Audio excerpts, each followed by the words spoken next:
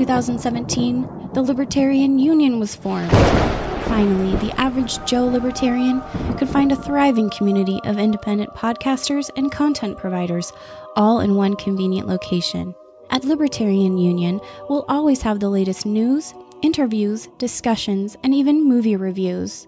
With hundreds of episodes and more added all the time, you'll always find something fresh at libertarianunion.com. All right. Let's get fired up here.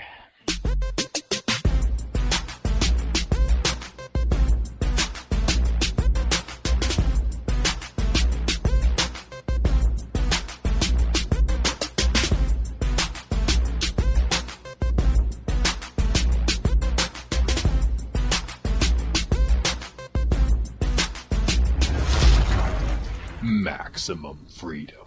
Read. Stay on target. Maximum freedom. Stay on target. Maximum freedom. Read Rothbard.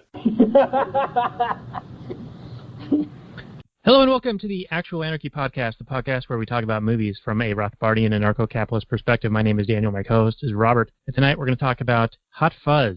This is episode 74 of the podcast. You can find the show notes and more at actualanarchy.com/74. How you doing? What's going on? How you been? Taking care of yourself? Yeah, literally right now I'm cutting a little hangnail. Well, we make time for the most important things in life. Yeah, I didn't do it earlier because I was in a hurry to get out here. There we go. Well, those little fuckers are annoying. Yeah, it's like every time you put your hand in your pocket or brush it up against something, it's like, fuck. Yeah. Like, fuck you. Do you ever wonder Yes. how amazing the invention of a nail clipper is? It always seems like every time I travel, like on an airplane, and you can't really bring one with you or it has to be packed in your stowaway luggage, that I always, shortly after arriving wherever I am, I get a hangnail. And it just drives me crazy. And there's very little you can do about it without having the proper tool. And so it's like, it makes you imagine, okay, what was it like the millennia prior to them being created, right? Like, what did people do? I mean, it's a thing, right? It happens all the time. Yeah, I think they just use like a knife or their teeth. But yeah, the hangnail is the clippers are a significant improvement. And I'm really thankful to the TSA that they have freed us from our servitude to being able to quickly and easily take care of hangnails. I know, right? It's like, oh man, don't even get me started on that. They miss so much stuff, and they actually allow a lot of stuff that probably shouldn't be if safety really is their issue, is their concern. Nail clippers is not a problem. It's not about making you safe. It's about imposing their authority and letting you know who's in charge. Yeah, and it's also the theater of it all. So the authority is part of it, sort of like in Find Me Guilty with the courtroom regalia and the procedure. Mm-hmm. But it's also, they're doing something. Well, they're doing something. Speaking of regalia, though, did you see that picture of the North and the South Koreans meeting? I did see like a handshake and an embrace. But this is a one from a distance, and it was taken of like a whole bunch of like officials and, I don't know, some military people or some government people or whatever. But everybody was dressed up in like these robes. It really looked like a Catholic mass of some kind. Just like everybody was in these like big hats and robes, and everybody just looked, it was really just the full-on religion of the state was on full display. Like, or they're going to the Korean Derby. I don't know what that is. The horse race, Kentucky Derby. They wear the hats. They wear hats at the Kentucky Derby? Yeah, you don't know this? So it's women who attend the Kentucky Derby live wear large decorative hats to keep the sun off of them. It's apparently tradition, goes back 100 years, whatnot. And so when people go, they go all out and get these really gaudy-looking hats with decorations and fine materials, and they try to outdo each other. Cold War arms race. Yeah. Yeah, so that's what it reminded me of. Is it like Christmas sweaters? Just like horrific? Oh, yeah, they look really dumb. I'm sure if you just did like Kentucky Derby hats, you'd see a shit ton of them. I probably would, but I'm not going to. Yeah, I don't want to eat up all your bandwidth. Yes, that's right. It sounds like a rabbit trail I've just disappeared down. That would be wrong. It's not like people at Walmart rabbit trail. No? That's some serious shit right there. Yeah, you don't want to fuck around with that. There's all kinds of wild animals on display. How you doing, Robert? Oh, I'm doing great, Daniel. Loving life. We're here to talk about the hottiest to fuzziest. It's going to be great. This is going to be a good show. I've got a good feeling about this one. That's good. I'm glad that you have a good feeling, and hopefully we can spark some interesting conversation here as we go back and forth. I did want to mention a couple of things real quick before I get into the Last Nighters portion of the show, because I don't think this will play well for the Last Nighters, but there's a lot of talk of the greater good in this movie.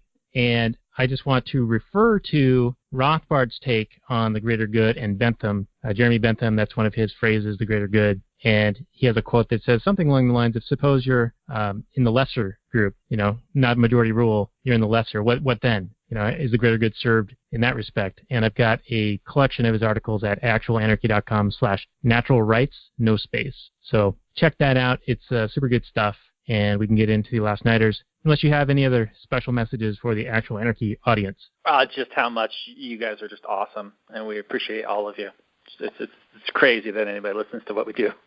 But, I'm glad we enjoy it, right, Daniel? Indeed we do. All right, well, let's get into the Last Nighters portion.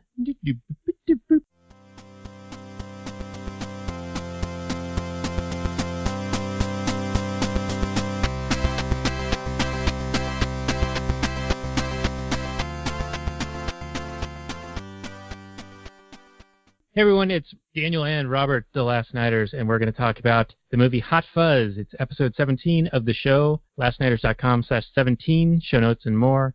Give us a subscribe and a like and all those things on our Facebook page and YouTube, interchangeably, respectively, whatever. Let's say hello to Robert before we get into the Google description for Hot Fuzz. Hey Robert, how you doing? Pretty good. How you doing? All right. And with that, I bring you Hot Fuzz, 2007. Drama, parody film, 2 hours and 1 minute, 7.9 on the IMDb, 91% Rotten Tomatoes, 81% Metacritic, and 93% of the Google users give it a thumbs upsies. Here is the description. As a former London constable, Nicholas Angel, played by Simon Pegg, finds it difficult to adapt to his new assignment in the sleepy British village of Sandford. Not only does he miss the excitement of the big city, but he also has a well-meaning oaf for a partner, played by Nick Frost. However, when a series of grisly accidents rocks Sandford, Nick smells something rotten in the idyllic village. Came out on March 14th, 2007, though I think that's actually incorrect. I read something else that said it came out on April 20th, 2007 in the United States and was released in February in the UK. Director Edgar Wright, and this is the second film in the film series Three Flavors Cornetto trilogy, first being Shaun of the Dead and the third being, This Is the End or The End of the World, something like that. At World's End. At World's End, yes. Screenplay by Simon Pegg and Edgar Wright. Box office of $80.7 million, which usually I think $100 million is like the baseline for something that's a good movie, or at least that used to be the number. But this is still considered a pretty big success, even though it's kind of a smaller thing. This take on the buddy cop movie that didn't really exist in UK cinema prior to this, and that was one of the reasons they went into it. Any comment on any of that, Robert? I didn't know the film's financial successes. I mean, it obviously did well enough for Edgar Wright to go on to have a fantastic career. The guy's been behind, he most recently did Baby Driver, but before that he did Scott Pilgrim and probably some other good stuff. I can't think of anything. He kind of sort of did Ant-Man, or at least he started to do Ant-Man, and then Marvel booted him off it when it wasn't like what they wanted for the movie. But he's just like a super creative, funny guy, and I really dig his style. I don't know if he's the one that popularized the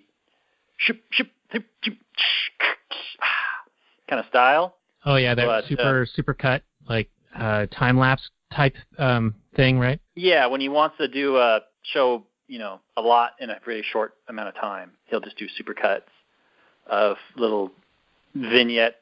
I don't know if that's not the right word, but you know what I mean. It's like super kinetic. When you see it. Yeah. Yeah, and that style got aped and stolen and used by other directors. I don't know if he was actually the originator of it, but I guess he's the most popular version of it.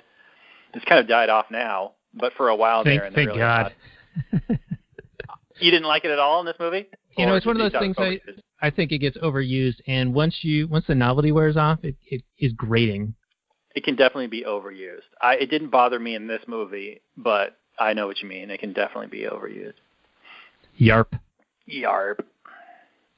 So, Baby Driver, that's another film that I was interested in possibly doing on the show. So if you think that is worth doing, perhaps that can be one of our future episodes. I'm down to do any Edgar Wright, anytime. So, yeah, absolutely.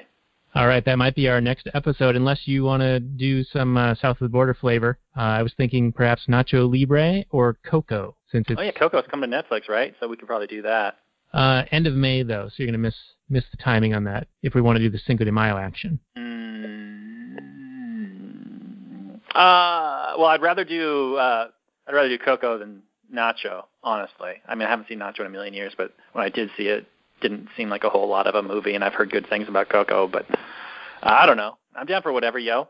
Then Nacho it is. I think that you'll find what you seek in Nacho by watching it again. It's a beautiful film. We'll see about that. All right, so back to Hot Fuzz. Fuzz here on The Last Nighters. I've got some notes. I think you've got some notes. One of their key things here is the greater good, and they mention that so often. And so I want that to be a cornerstone of our conversation. Ooh. But let's set the scene here. So we start out with Super Cop, who makes everyone else look bad, and they resent him for it. He excels. He's the only one making significant arrests or impact in crime prevention. He gets stabbed in the hand by Santa Claus, who's uncredited but played by Peter Jackson, the director, which is pretty funny. Fun. But when he gets moved on to this sleepy little village, and he doesn't even want to go, but he says, the people on the force aren't going to like this. And as he leaves the lieutenant's office, or whatever his title is, Martin Freeman's office, there's this big party for him, cake and banners, all right, see you later. So they're super happy to see him go, and it reminded me of the nature of bureaucracy and unions. No one can work harder than anyone else because it'll make the remainder look bad.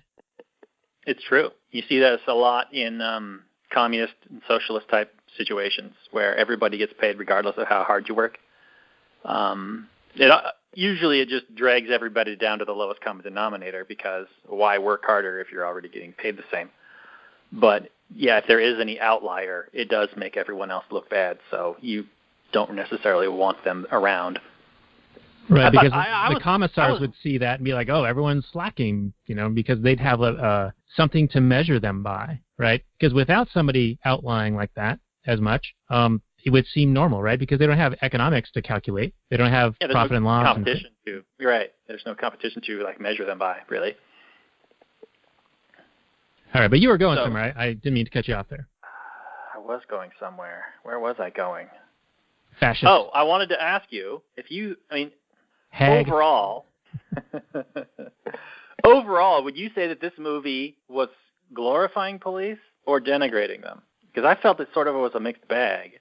Yeah, I was torn on that. There are definitely elements of both. There are elements of both, and I'm a bit torn on it. I think that the Nicholas Angel character, Super Cop, is sort of glorifying the conceptualization of cops in the hero light. But then every other cop is a piece of shit. Yeah, every single other cop is useless garbage. So, yeah, it is a bit tough, and I've been warned by friends who listen to the show who said, hey, you crapped all over Super Troopers, don't do the same thing to Hot Fuzz. Uh-oh, or else what? Or else what indeed? But I am torn on it, I really am, and I'm still not sure where I stand on it. When I first saw this movie when it came out, it's still, even at the time, I liked it, but mostly for the witty banter and the camaraderie between Nick Frost and Simon Pegg. They play well with each other. But the movie feels a little bit disjointed, not just in the kinetic sense of those little vignette scenes we were talking about before, but you've got the first half of the movie is sort of a build-up of establishing that he's a super good cop, and then everyone else is lazy and resents him. And then you've got him integrating into the village a little bit, and then it ends up being this super Rambo violence gore shootout, and it just felt disjointed just in the three acts, if you follow what I'm saying. I do follow what you're saying. I would argue that that's due to the storytelling elements, the fact that they wanted all the characters to have an arc. So they establish, one of the cops is having no idea what to do, so he leans on Simon Pegg's character to say everything. And then you got these detectives who are just super snarky and hate everything and are the worst at their job. And eventually everybody comes around and kind of does their job at the end. So, yeah, what is the movie actually trying to say? Are they trying to say that Simon Pegg is lifting all boats by being around, and like he can make terrible people into better people just by inspiring them or something like that. The glue I don't guy, know. the LeBron James. Yeah, I don't know. I don't know if the movie was actually trying to make that claim or not. I just think it was more along the lines of, this is the story. These are the things that need to happen in the story, and this is the natural consequences of those things. I will say that this movie is one of my favorite in terms of circular storytelling. Almost everything that happens in the movie, especially that happens like any kind of a key moment or point, is set up early in the movie. So there's all kinds of setups and then payoffs big time in the third act. So I really enjoy that aspect. I don't know if you followed or you noticed that, or because this is something that happens maybe a little bit more subtly in other movies, but it was fairly, even though they drop little bits subtly in the beginning, when there's the payoff, you go, oh yeah, and I think it becomes very apparent what they were doing. Because, I mean, it's no accident that they watched both Bad Boys 2 and Point Break, at some point in the movie, and then those exact key moments happen later on. Anyway, go ahead. Yeah, and that's one of the things I was going to go to, and one of the immediate payoffs was the piss taker, and that's really the guy's name. It's pretty funny. Yeah, very funny. But yes, those homages, those nods to other film. I think that I was reading about this, and they said that they watched about 200 other movies for inspiration, and they did little callbacks to each of them, or many of them. Like at the very beginning, when he's first in town and checking into the hotel, the lady at the end is like, "Oh, you've been here, you've always been here," or something like that, like a nod to The Shining. Absolutely. She says, "Oh, I thought you were my husband. He's always been here." And then she's doing the crossword puzzle, calls him a fascist, and then fascist is the answer, and then hag. Anyway, it's funny stuff. So yeah, and then the payoff at the very end when they fight again, and then they call each other the same names. I thought that was good stuff. Yes, and I do agree that I like when they do those callbacks, and it does satisfy you in a certain way. But I still think that overall there was a lot of just disjointedness in the storytelling. Like, okay, if these, I don't mean to get to this point yet, but one of my big issues is that it makes no sense that all these murders just happen to start happening now versus the entire history of the town, other than when the wife committed suicide and they started winning all these Grammys. They did explain it in the movie, but yeah, you could argue that it's not a very good explanation. And they explained it that the evaluation for the town of the year was happening, so they had to get everything cleaned up. Right, but this had been happening for years and years. Sure, right, but it's also a movie, it needs to take place within a certain amount of time. That's true, yeah. And then everyone is armed at the end, but there's no hint of that prior, other than the one guy who has the hedge property rights issue, and he's got this stockpile of weapons, unlicensed. No, and the guy with the oversized coat. Oh yeah, remember that conversation? Yeah, he's suspicious, talk about that? and they see him again. Yeah, right. And they're right, yeah, and that's another thing with Nicholas Angel, Simon Pegg. He's so specialized in his job and so focused that he totally lacks social skills and relationships, even though he sort of has a girlfriend, but she breaks up with him and starts dating another guy. And that's actually another uncredited cameo. That's Cate Blanchett. Yeah, it seemed like it was somebody, but I couldn't exactly put my finger on her because she's wearing a mask. But there's a good joke that goes along with that. I mean, they didn't even recognize her either. That was fun. Yes. Let's get into a couple of notes that I have, and then see if they bounce off of you. All right? Sure. All right. So I liked or want to talk about when he goes to the bar and orders the cranberry juice, and he starts to notice that the whole bar, all the patrons are minors, underage kids. And so he goes to the bartender and is like, hey, these guys all look too young. And he's like, oh, if they're off by a few months, no big deal. He ends up kicking everyone out, ruining the business. They have 0 customers, and the guy's in there just drinking cranberry juice. So because of he's a stickler to law and order, and the rules state this, he ruins this business. So you're saying for the greater good, keeps him out of trouble. I don't mean to put words in your mouth, Daniel, but it's almost as if you're saying that government laws harm entrepreneurship. It does sound a lot like that, doesn't it? It's almost like you're complaining about maybe some sort of government bureaucracy and laws affecting private businesses. You sound like some sort of radical. Oh, I am.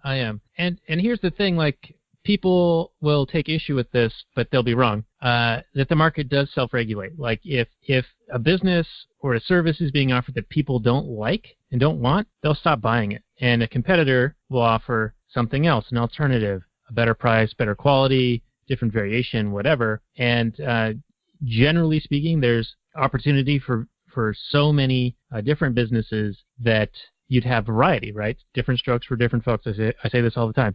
But certain things would be just deemed unprofitable, like people just wouldn't like it. But you've got this business that's selling alcohol, and it's a bit of an arbitrary age, right? Like people mature at different times, and at what age are you an autonomous human being capable of making your own decisions? I'd argue. Well, and how much violence are you comfortable with using to prevent people from drinking alcohol? Right, and I thought the bartender actually had a decent argument in that it keeps them out of trouble because at least they're in here rather than running around this small town with nothing to do. Yeah. And in that respect, I think he is saying it's for the greater good, and he's probably kind of right, He's probably keeping those kids alive if you follow the plot of the movie. Yeah. That's a good point. Yeah, I didn't understand when he falls through the catacombs and he sees like all of these people who have been murdered. It's like they went on this total tear. And if it had been going on for a long time, don't you think that it would show up somehow? Like, hey, in this town, like accidents happen way more than anywhere else. There's all these mysterious. Well, that is a line in the movie. Simon Pegg's character does say that. He's like, haven't you noticed that the murder rate's super, super low and the accident rate is super, super high? Right, yeah. And I made this point to someone on Facebook earlier today because he was talking about how in Venezuela doctors can't mark down that somebody died of starvation because it's not permitted to say that. So they have to come up with other things. So I was like, all right, the quickest way to solve a problem is to call it something else. The quickest way to cure a disease is call it something else. And it's another thing about in Cuba, everyone points to their amazing and stellar record in infant mortality improvement. Like it's first world level. Well, they just stopped counting them, and they started marking them down as something else. So, I mean, you can juice the stats however you want. How dare you? Stats don't lie, Daniel. Definitely not government stats. All right. Okay, go ahead. Go ahead. No, go ahead. Well, the other thing that I wanted to bring up was the Nick Frost character getting super drunk and then trying to drive the car, and he crashes and gets thrown into the drunk tank. And then the next morning, it turns out that he's not in the cell and he's a cop. And it reminds me of people on the East Coast have told me about these little stickers or cards that cops will hand out to friends and family, relatives and whatnot. They get them out of minor offenses. If they get stopped by the police for doing something wrong, if it's not a major crime, then they can just show them the sticker or show them the card or give them the sticker. I don't know if they lose it if they use it. It's like a get out of jail free card. A punch card. Yeah, like a little Taco Del Mar card. But that reminded me of what happened in this movie because he's also a cop and his dad is the chief inspector or whatever, and so he gets away with this victimless crime. Well, there was actually a victim in this instance because he crashed the vehicle into a building, right? So there was property damage. Mm-hmm. But he gets off on it, phrasing, and it is relevant in the respect that recently there's been talk of the Golden State Killer and the revelation that he was actually a cop at the time of the murders. And it's like straight out of the plot of Dexter, right? Not that Dexter was a cop, but he worked for the cops, and he would go around killing people. Right, except Dexter supposedly only killed serial killers.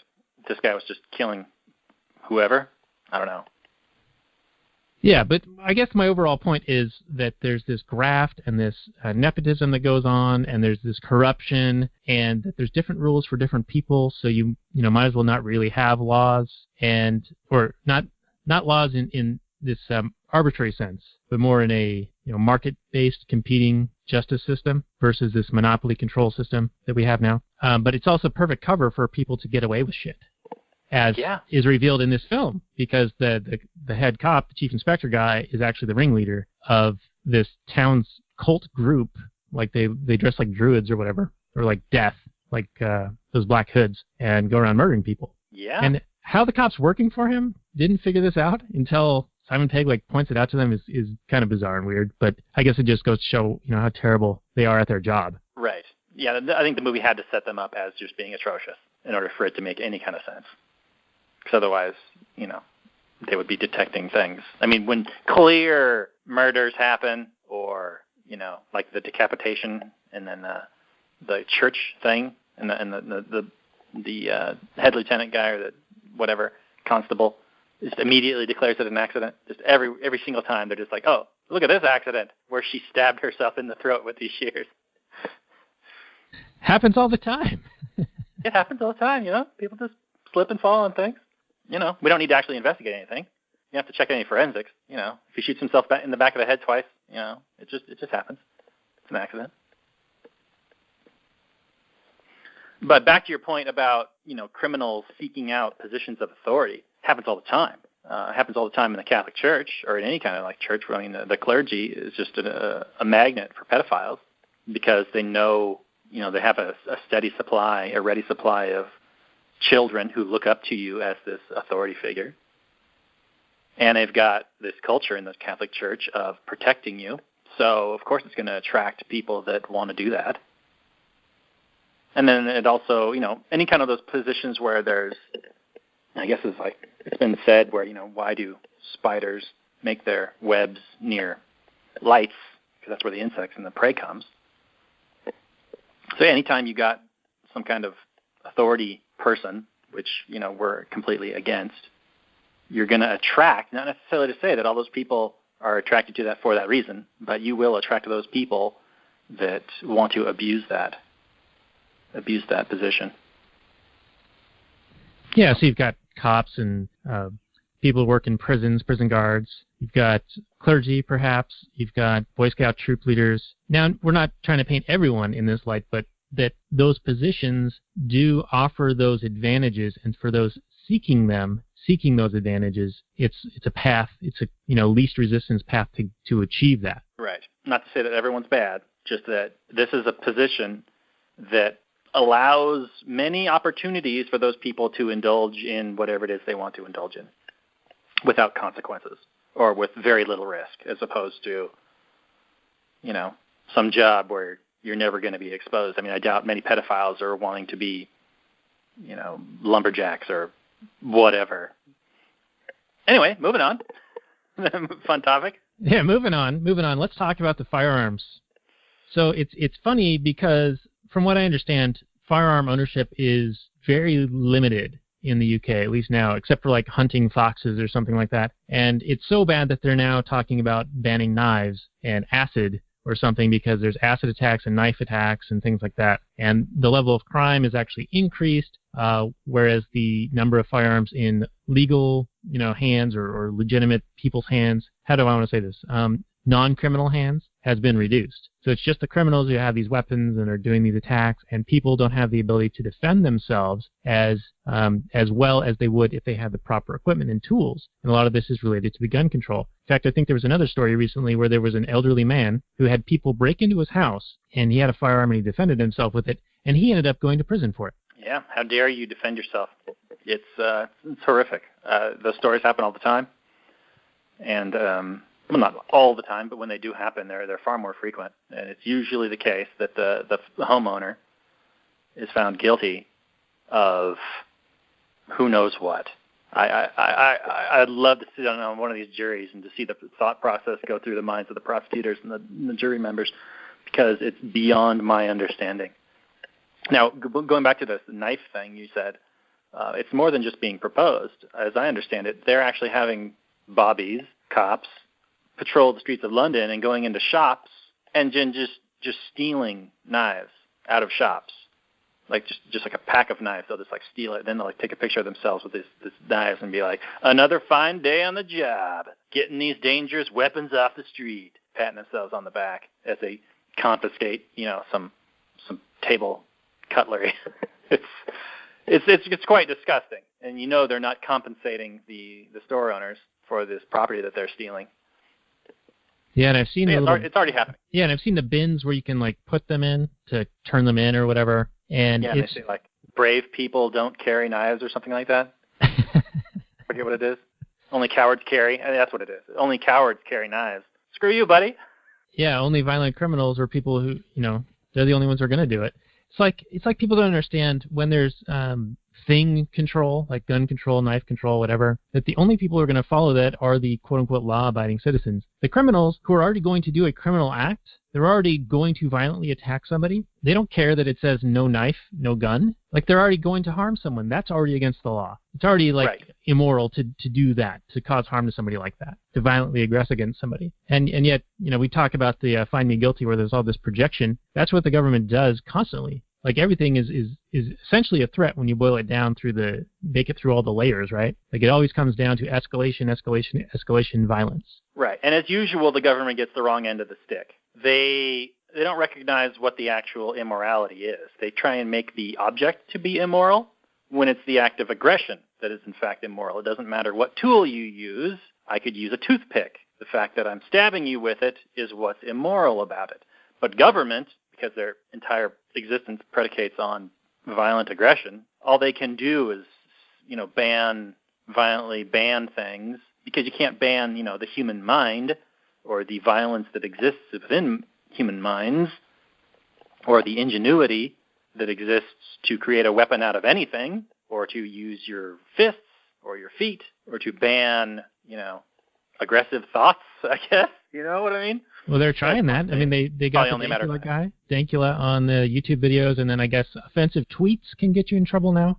There's this case where they just starved a 2-year-old child to death in the hospital, and the police were saying, hey, if you tweet anything offensive, we're going to come after you about this.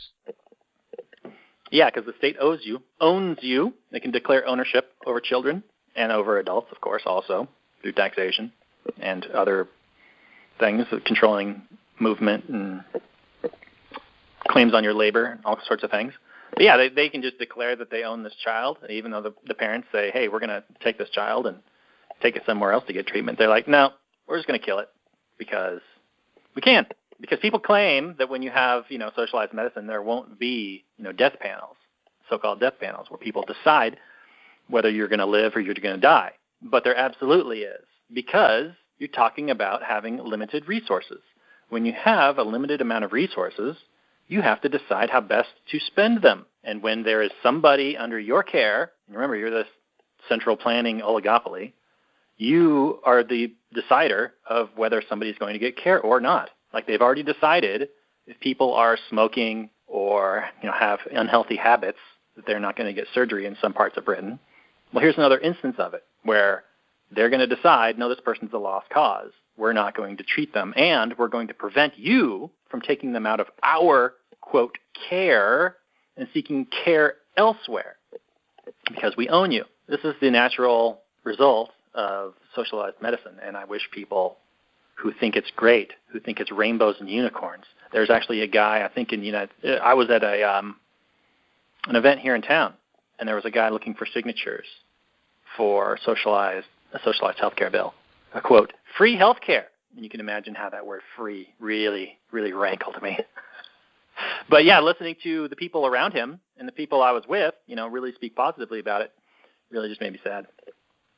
Yeah, you're right. It is a limited and scarce resource, and it's other people's labor that's being directed. And in a socialized system, they're not compensated based on their skill set. It's almost like how teachers are compensated here. I believe it's more tenure based. Like, the longer you're there, the harder it is to get fired, and the more you get paid. But yeah, it's kind of unfortunate. My wife and I have been watching this show, speaking of the UK, about landlords and tenants, and they have two different sides in each story, or two different perspectives. One is a landlord who's getting screwed by a tenant, and the other is a tenant who's getting screwed by a landlord.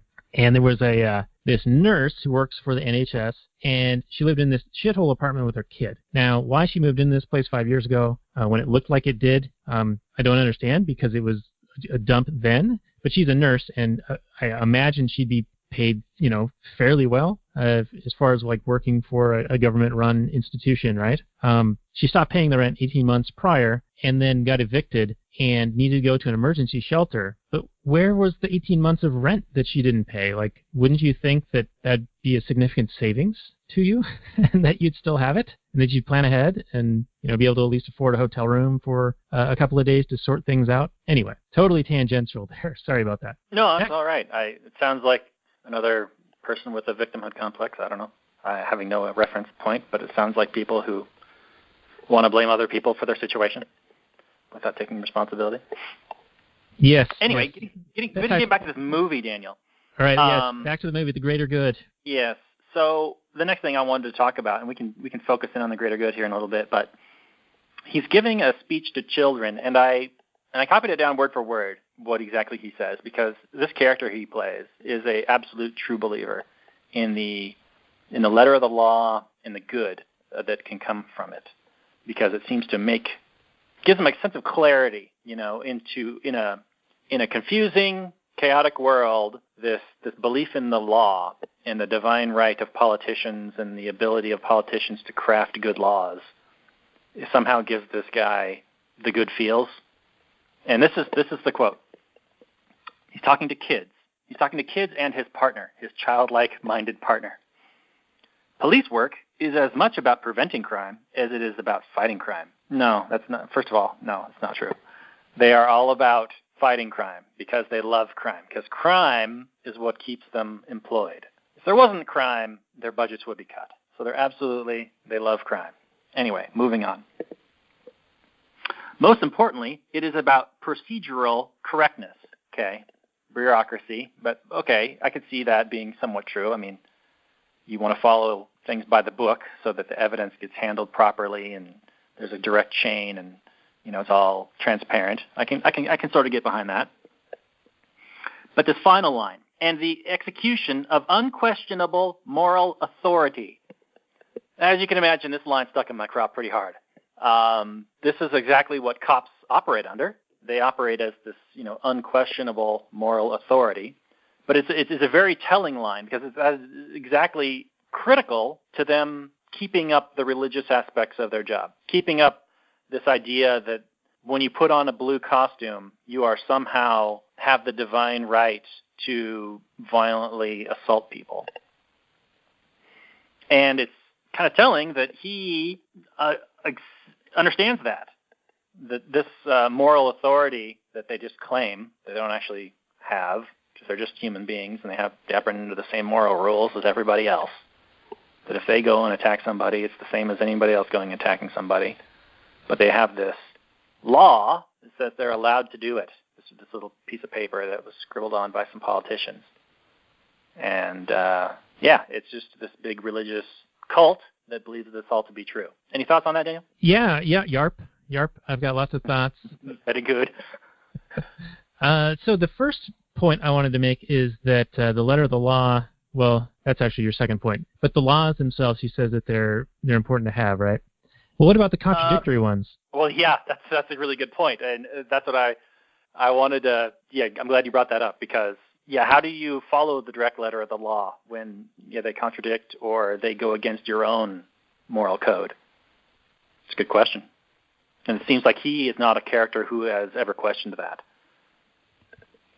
Right, or compared a couple of laws next to each other and be like, well, wait a minute. If I do this, I'm breaking this one, but if I do that, I'm breaking the other one. Anyway, right. The second point, the procedural and evidential, trail and all that, I agree that that's important to a point, but once they codify it, and put it into a bureaucratic process, it becomes just almost for show or almost routine, and it loses sense of meaning, if you follow what I'm saying. Like, they sort of go through this rote process and then sort of forget the purpose behind it, and a lot of it's just ticking off boxes or, putting stuff into plastic bags and things like that. And so then it's sort of taken for granted that when the evidence is presented that of course it's been handled properly, or whenever the police testify or the informants testify that of course it's going to be true, right? Because they followed this procedure, this by the book, and it gives this false sense of authority to it, and authority I mean in people's believing it to be accurate. It's similar with statistics, like we were talking about a little bit earlier. You can just kind of just change what you call something and then goose the statistics however you'd like, especially if you have a preconceived result that you're seeking. And I think that happens a lot with the police, and in the filing of charges, they'll often overcharge. They'll throw as many things on there as they can, hoping that you won't fight it in court, or you won't try to get a jury trial and you'll cop a plea to like lesser charges. We've talked about that a little bit in the Find Me Guilty episode, and on and on. And then the third point was the thing that stuck in your craw. Yeah, just because some ceremony has been performed and they wear a costume and all of these things, yeah, they're still just people, right? And as we talked about earlier, people who have bad intentions, not all of them, but it's easier for them to get into a position to achieve their ends when there's positions like this. And so you're going to have a higher probability of people who wish to cause harm. You know, the gung-ho, kick-ass types, you know, they want to go into the military or be police, and the ones who don't make it as police end up being prison guards or school security guards or whatever. And sounds like I'm shitting on people here, but I'm just saying that there's a tendency towards these things when these processes and when these structures are in place. Right. And I was just listening to part of the problem today, the most recent episode with Mance Rader, and Mance really came up with a really good point where, you know, how much they can't even argue, you know, that these bad actors, like a bad cop, like how much should a bad cop get paid? You can't even answer that question. Whereas if we had actual market, then if there was a bad cop, then perhaps he wouldn't get paid or nearly as much. And you know, that would incentivize people properly.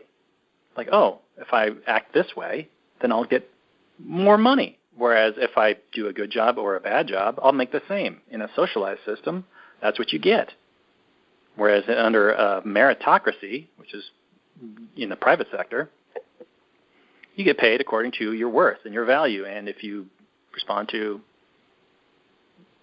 your incentive. So, yeah, socialized police force, socialized military, socialized anything leads to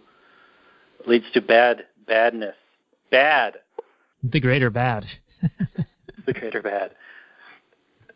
All right, what's your next note, sir? And then we should probably get into our summary and review. Okay, so the next note is just, you know, when they rob the one guy of all the guns and weapons he has.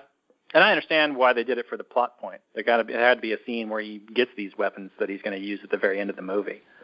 But yeah, the fact that he's got a license for one, this like hunting kind of shotgun kind of a gun, but then he's got all these other guns that they're just like, wow, these aren't allowed to have under our authoritarian dictate.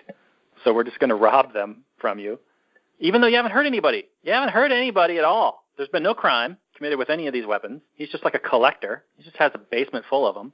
There have been people over in our side of the pond, in fact, near us, that have been arrested and had all their weapons confiscated just because it follows under some arbitrary classification of, say, like an arsenal. They love that word. Anytime you got like more than 2 guns, it's an arsenal. And that's just like an excuse for them to rob you.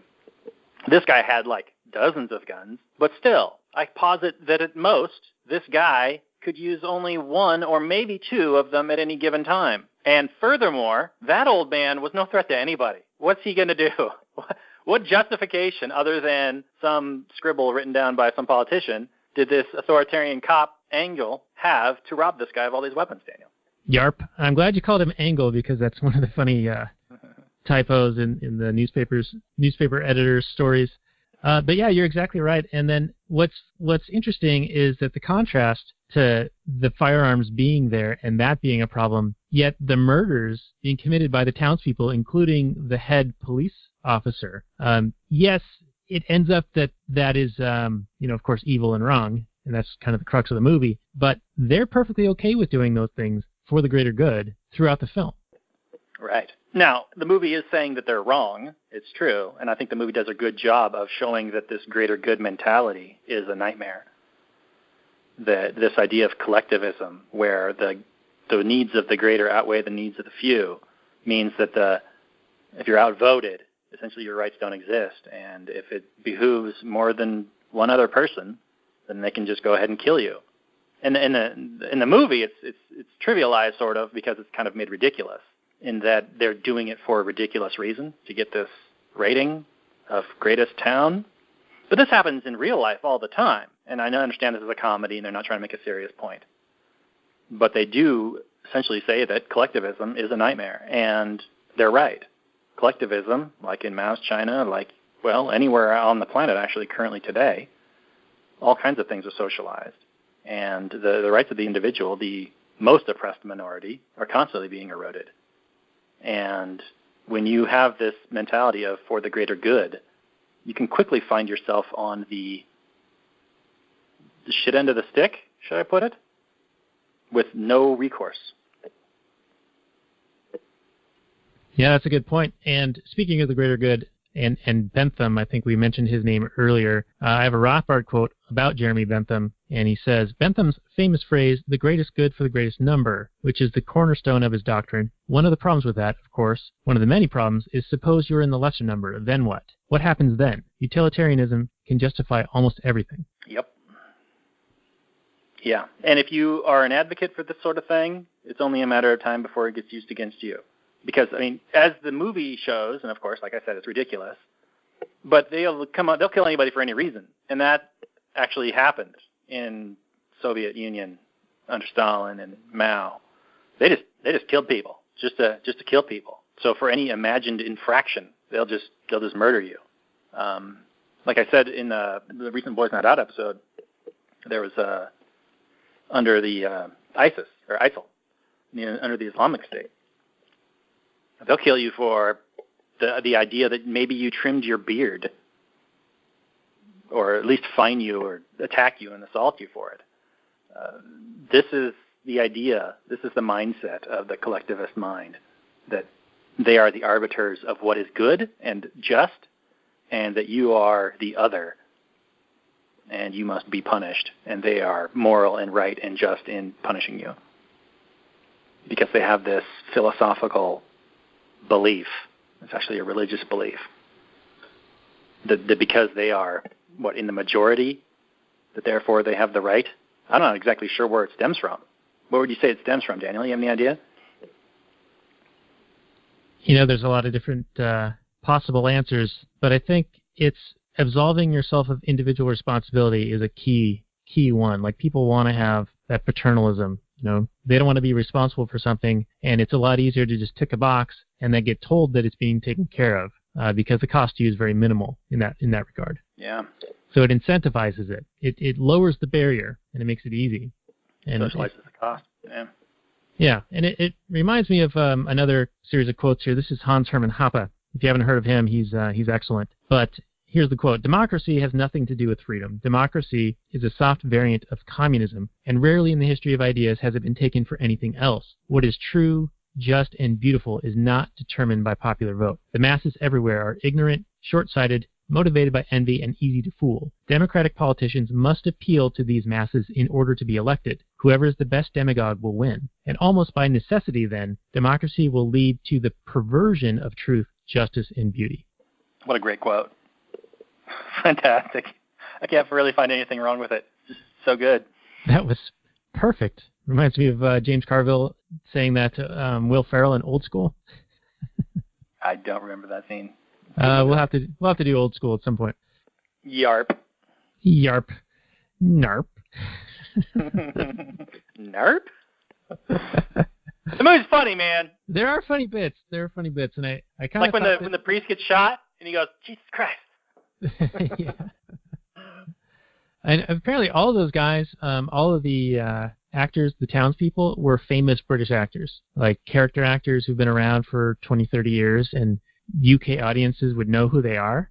And they almost referenced it when they were talking about the Romeo and Juliet play being so terrible, and that two of the townspeople were they were extras in these real films or something like that. Yeah, they probably really were, those actors, I would assume. Yeah, maybe that was just a reference to that. But. I think you're right, and I don't recognize who any of them were, other than I knew who Stephen Merchant was and who Martin Freeman. Right, and Dalton. And Timothy Dalton, of course, James Bond. Yeah, sure. But everyone else I didn't recognize, and I didn't know it was Cate Blanchett until I read it, and I didn't know it was Peter Jackson until I read it.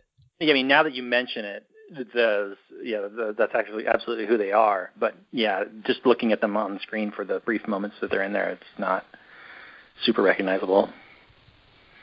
But overall, I thought the cast was great. A lot of fun. Yeah. Now, is the third one in the Cornetto trilogy worth seeing? Have you seen it? I enjoyed it. Yeah. Okay. Yeah. I saw it in the theater when it came out. 2012 or whenever it did.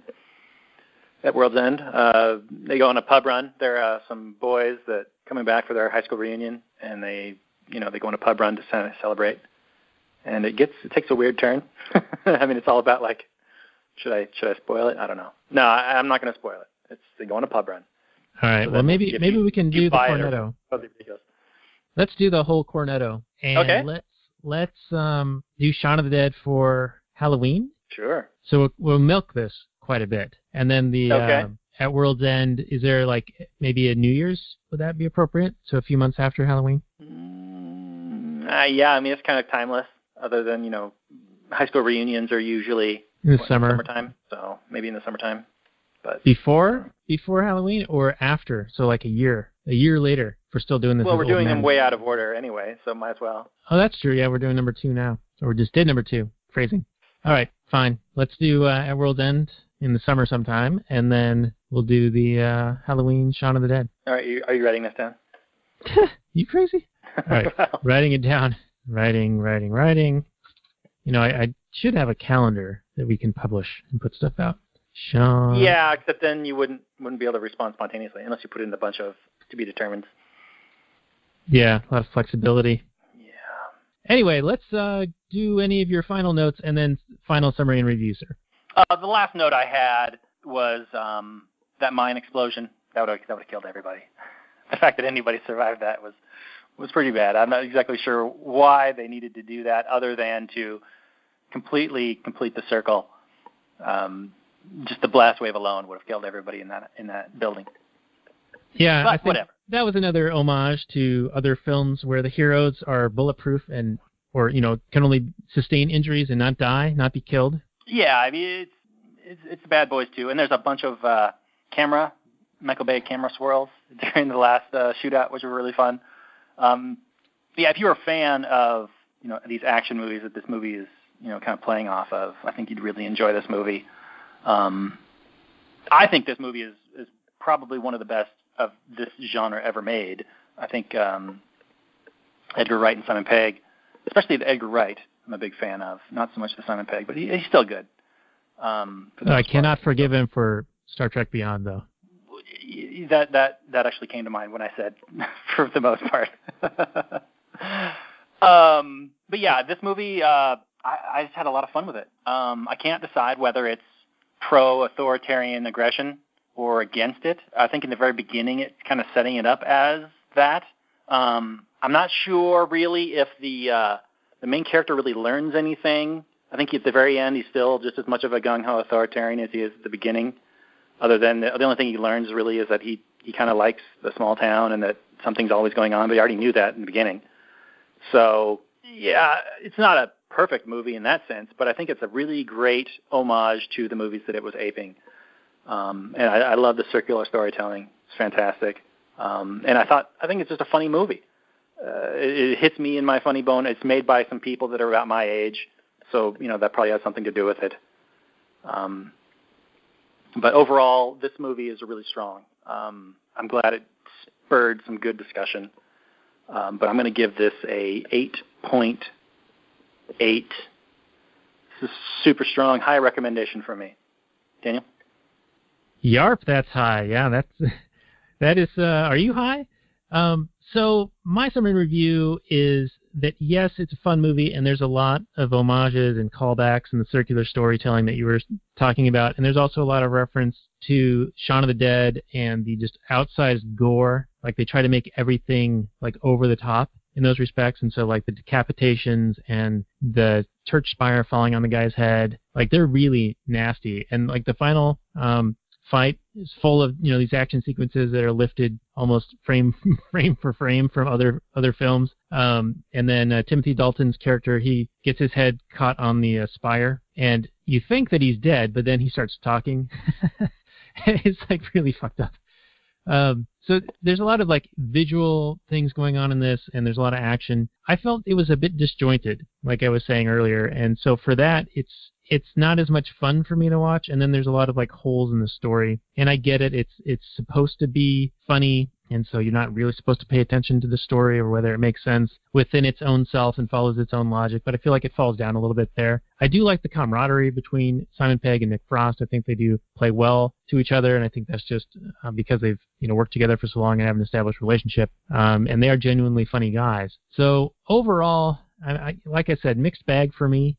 It is fun in parts, and it does yield a lot of interesting points and good discussion. So I do appreciate that, but I'm not nearly as high as your 8.8. I'm probably more like a 5.5 for me. So, yeah, a little bit of a spread here, but you might be in trouble for shitting all over the movie.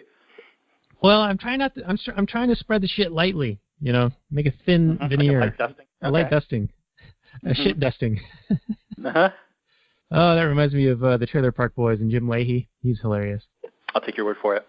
Anyway, any other reaction to my appallingly low score from you before we say goodnight from the Last Nighters? Well, I'm kind of surprised. Usually, if this movie, we recently did Super Troopers, like you said, and the celebration of authoritarian aggression in that movie really rankled us. And it should have also done it in this movie, but I think this movie was such a much better movie, just in terms of story and acting and plot and just everything coming together. So I'm surprised by your low score. Even though this features people in blue costumes, I still think it's a great, great film. And I would have appreciated it better if it didn't feature people in blue costumes, but I understand why they did it, and it was the story they wanted to tell at the time. So, yeah, good stuff, man. And I'll take your 5.5 and just say you're wrong, but that's all right. You're entitled to your wrong opinion. All right. Well, I appreciate you liking my or defending my right to be wrong and just stand here at my wrongness. So thank you. All right. Well, I think yes, yeah, and it is difficult because it's like, all right. So if the message is that Simon Pegg, who's Super Cop, is virtuous, then that's a problem for me. But then they show everyone else inept, bureaucratized, politicized, and unionized, therefore really shitty at what they do. And it's almost like an indictment of the entire structure, the entire system. But then it, has that contrasting character that's almost like this is what it should be, but then this is what it is. So in a way, it's sort of giving you this mixed message of this is their ideal, this is the reality, and we don't know how to get it to be any different. But I would argue their ideal really isn't that good anyway. Right. I mean, if they're operating under market forces, if that was the answer at the end of the movie, I'd be like, woo, what a great movie. Yeah, I'd be blown away. I'd be like, holy shit, But apparently, Pegg, his college dissertation was Marxian analysis of 70s film, something like that. Yeah, I've heard he's a bit of a socialist, or maybe not even a bit. I don't know, but I know he's a big-time Me Too, pro-feminist, he for me, she for me, she man. She. He for she? Is that what it is? She for he? He for she. He for she. But can you blame him? I mean, he lives in that culture where that's essentially his livelihood, is being one of those people. And there are very few people in Hollywood that go against that grain. Well, you want to be able to work like still. James Woods. Yeah, they want to be able to work. So you got to kind of go along and get along in that fucking terrible shit show. I mean, there's Vince Vaughn. You could work for Vince Vaughn, maybe Clint Eastwood, or the other name I just said. James Woods. Yeah, James Woods. Or Chuck Woolery. He's a bit of a conservative type. Does he? Yeah, but he's not hiring people. John Voight.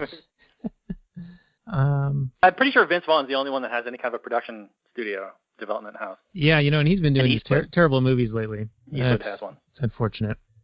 So I hear Brawl in Cell Block 49 or whatever is actually good in a way. Yeah, I haven't even heard of this.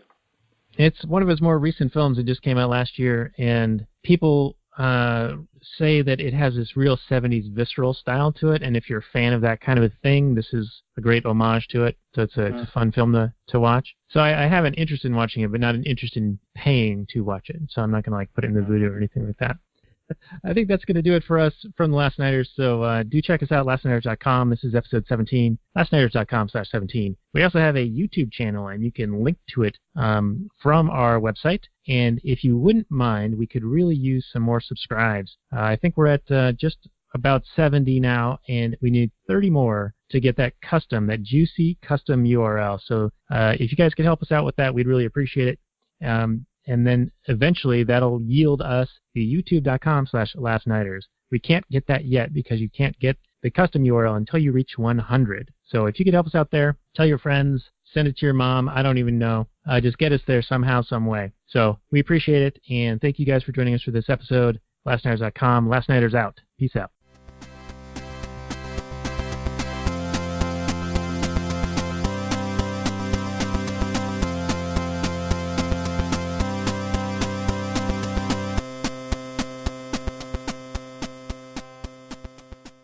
And continuing the transmission, going not quite into overdrive, but continuing on the actual Anarchy show here. We got the documents.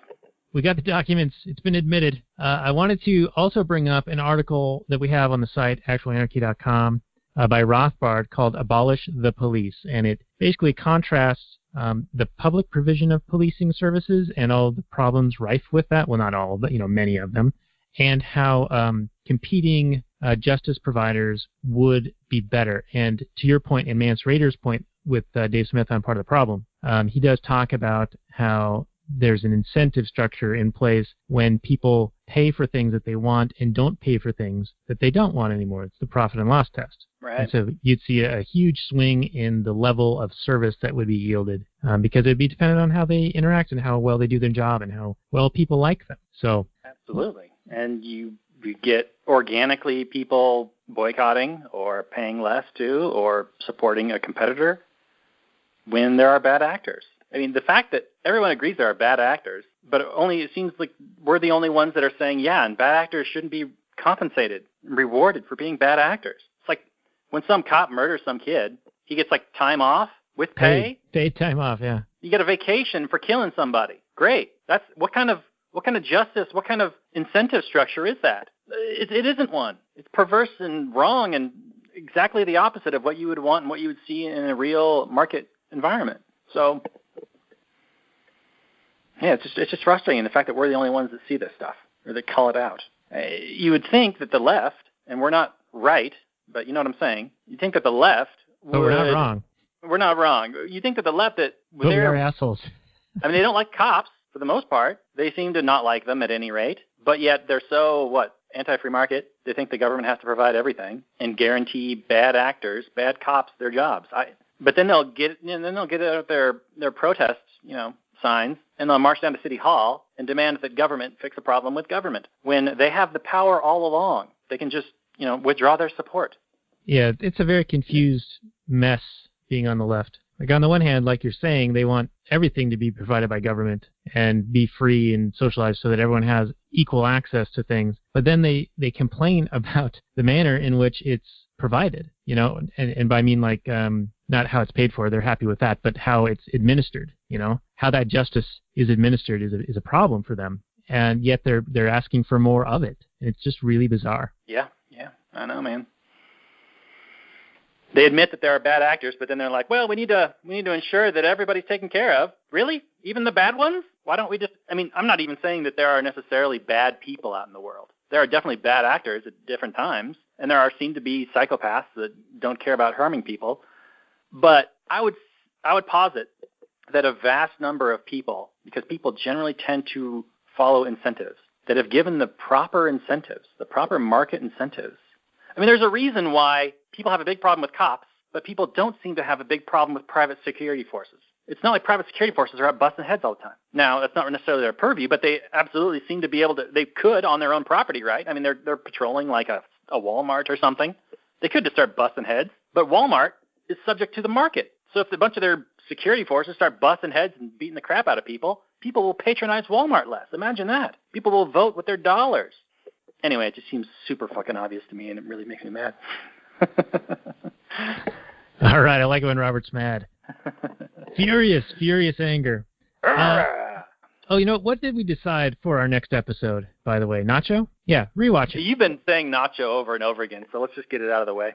All right, we'll knock that one out. It's very good, but we'll see. It'll be our Cinco de Appropriation episode. Sweet. All right. Isn't it about Jack Black going down to Mexico and then wrestling? It is. It certainly is. Yeah, that doesn't sound like a winner, but all right. Oh, it will be. You'll love it. You'll love it. I doubt it. All I right, generally like Jack Black. I generally like him. He's a pretty talented guy. But anyway, go ahead. What are you going to – let's talk about something else. Well, I was just going to say let's do some of our final messages out and wind this one down. I got my nerd group in a little bit here. All right. Well, thanks for joining us, everybody. It's been an honor and a white privilege talking to you.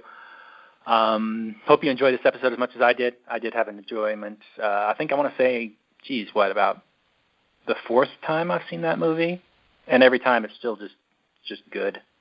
I'm sure Daniel won't agree with me, but that's fine. I'm glad there's some disagreement on this show. Imagine that. There's diversity among two white men. Can you imagine that? I can't imagine that. That's unbelievable.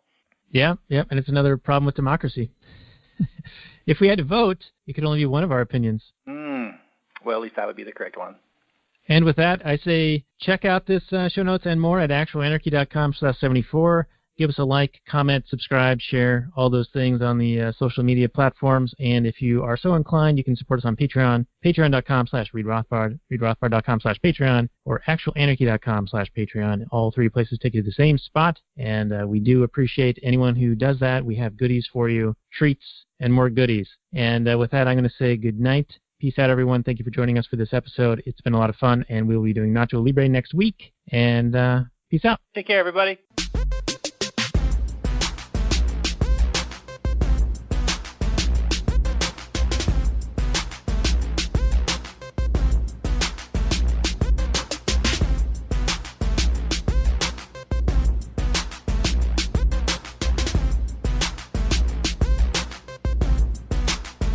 The Chipmunks. CHIPMUNK. We're the Chipmunks. Guaranteed to brighten your day. Do do do do do do do do do do do.